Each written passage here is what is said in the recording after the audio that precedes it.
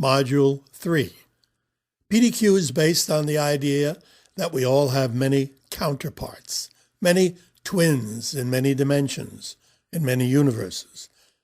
An infinite number of universes with an infinite number of counterparts. These doubles, known in the scientific community as doppelgangers, are each acting out a different reality, a different role, if you will. In some instances, similar to your own. In other instances, completely different. At this point, we must ask the question, if you had a mentor, an advisor, who you knew was the wisest person on the planet, and if you could ask that person questions, would that be of help to you?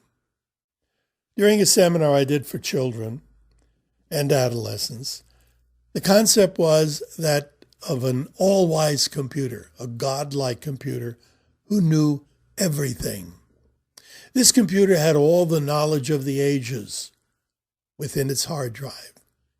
It knew all about you and everyone else on the planet. Then I asked the youngsters if they could ask this computer 3 questions on any subject, whatever, and the computer would give them an accurate answer, give them the wisest answer possible. What should their first question be? They have 3 questions. There were many hands up and everyone had something to say about the first question. But there was only one 12-year-old who was intelligent enough to give the correct answer. The first question, he said, should be, what should my next 2 questions be? If it's the wisest computer on the planet, wouldn't it be best if it chose the next questions? Point being that often the question is just as important, sometimes more so, than the answer. Ask the right question and you may well get the right answer. But let's examine a few wrong questions. As example, take a person with what would be considered a bad habit, drinking, too much alcohol, drugs, smoking, or whatever. Asking the question, why do you drink? That won't get you any kind of an answer, as the question lends itself to an abstract answer. However, if you change the question to what would your life be like if you didn't drink, you may well stimulate the thought processes of that person as he or she is forced to think before answering. That's considered a high-level question. Why do you do the thing that you do? Wrong question. What would your life be like if you didn't do that thing? A much better question. Before engaging your doppelganger, you want to consider what it is that you need that your double has. Remember infinity. Anything that you can imagine for your doppelganger already is. What would your life be like if you could get help from an already successful self? Your double has what you need and is willing to share with you, but you won't get any specifics from your double. As example, I was explaining this to a class I had in San Diego, California. The group wanted me to show them by me talking to my doppelganger and getting information of value, a demonstration. They wanted me to prove to them that I could be good at something I knew nothing about. After quizzing me, they decided on photography. I knew nothing more than pointing a camera and clicking. Okay, I like challenges, and so I went into a deep alpha state, and I visited my great photographer self in a parallel dimension. I got an impression of a man bending over an old-fashioned portrait camera with a black velvet hood over the back of the camera and his head. Kind of an old-fashioned thing. Well, I accept whatever I get a sense of when I go to an alternate universe or a parallel. I imagine myself asking him, can you tell me how to become a great photographer? And I seem to hear him say, take a lot of pictures. That was it. I asked again, and he just waved me away. I told the class what had happened and that I didn't know what it meant, but I'd buy a new camera and I'd take a lot of pictures. I did. And when I looked at what I had taken, it was a lot of pictures. Nothing unusual there, just a bunch of snapshots. This, incidentally, was in the days before digital. So I was taking snapshots with film. Back to my doppelganger I went. I imagined myself saying, I took a lot of pictures, but they weren't that good. Any other advice? Plant yourself, I heard. Plant yourself? What do you mean by that? I asked. The only answer I got was him waving me away again, and as I left and he diminished, I heard the words again, plant yourself. I started to think the whole thing was crazy. But I had the class to think of, and so 2 weeks later I went back to San Diego to finish the last day of the class. I got there a day early, and as I still had 3 rolls of film, I went to the marina to get some pictures of boats. I climbed down a slope of rocks looking for a good point of view, and I started to slip as the rocks were kind of at the edge of the water and they were a bit slippery. So I slammed my feet down to get a secure grip. And as I did it, I was thinking, gee, I'm planting myself. And so there I stood, planted on the rocks with 3 rolls of film to use up. I stood in the same spot. I swung the camera from left to right, up and down, until I used up 108 pictures. This time I really did take a lot of pictures. And I did it while I was standing in one spot, planted. Well, I figured one of these pictures got to come out.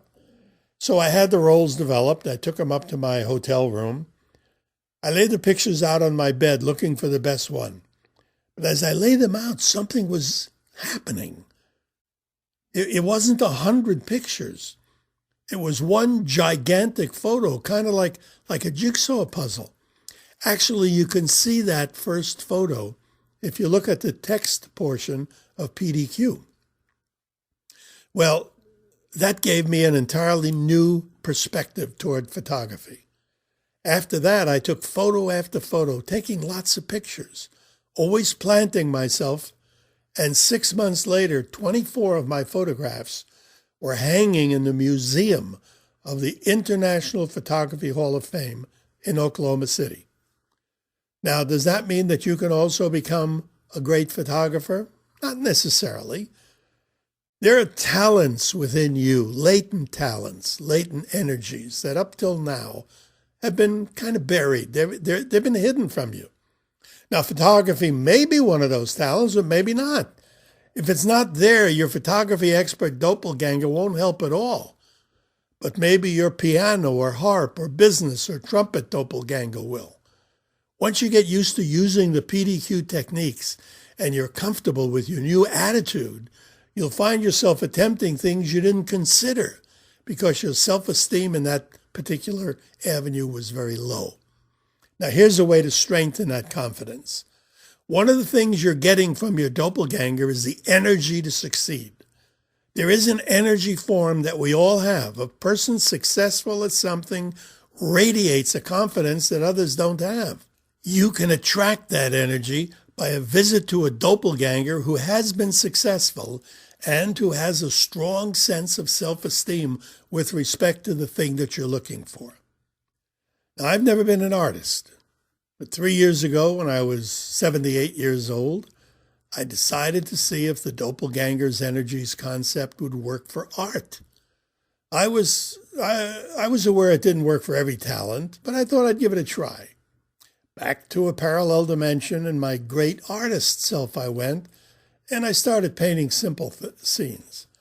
And once I got the hang of it, I was painting every day for months. It was like the energy that came on me that compelled me to paint. Now, please understand, I had no training in art whatever. Never read an art book, never took an art lesson, and my art consisted of drawing stick figures, and that was about it. But here, once again, if you're reading this in the text, here's my most elaborate painting. I completed it in November of 2008. I call it Morning at the Museum. It's my most ambitious canvas. It's pretty large. It's 3 feet by 8 feet. Actually, it's 11 paintings in one because there are 9 paintings on the museum wall that I've done and a pair of paintings as well. You can see some of my paintings, incidentally, if you go to bertzart.us. Another way I used a different doppelganger was to sing. I was doing research and wanted to learn as much as I could about the process as possible. I was also of the impression that I wasn't visiting a different dimension, but the whole thing was psychological. Well, I figured, what's the difference? As long as the end result is a benefit, call it what you will. I call it PDQ and a doppelganger. Some time ago, when I was still working this out, I wondered if I could learn to sing from one of my doppelgangers. And so back to a parallel I went to where I was a celebrity vocalist.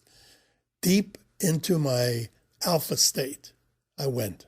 My intent was to visit a twin celebrity singer. I imagined myself on stage in a tuxedo with a band behind me. I was kind of a Frank Sinatra type, or whoever.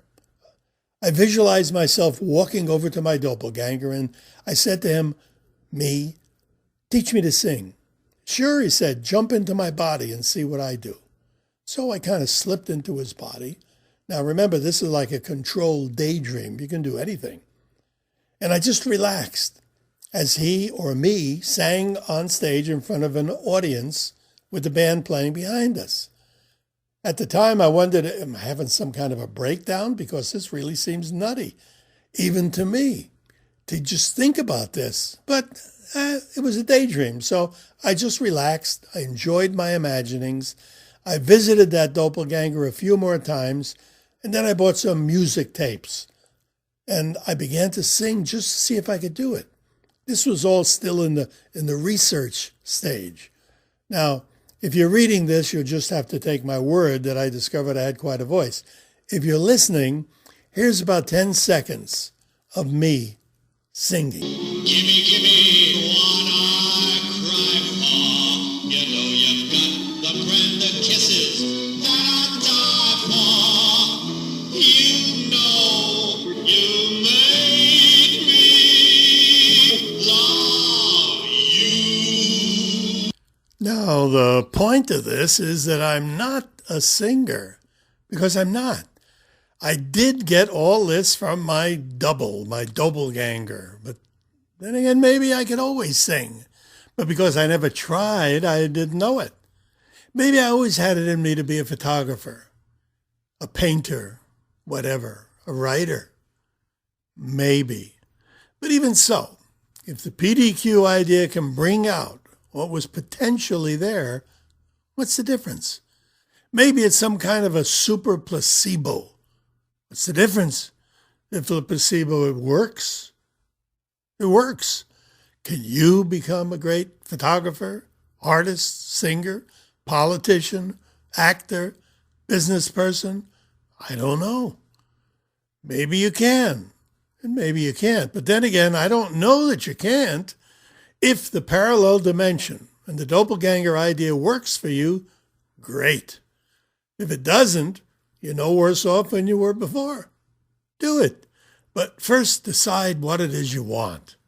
At the very least, you'll learn through your doppelganger that there are lots of talents, and they're inside you. And all you have to do to bring them out is to want to. Intent. That's the key factor here. If it's your intention to sing, then sing. If it's to be a doctor or a cook or a politician or whatever, this could be the road that will lead you there. This could be the door that when you open it and jump through it, you'll find new choices to take you right to the top of your chosen field. In the next module, you're going to find a quantum jumping on the other side of the transit door to help you to better understand how the doppelganger concept works. Just go along with it. And after you jump through the door, act as if you really were in a different dimension, interacting with your twin, with your double walker, with your doppelganger, with your counterpart.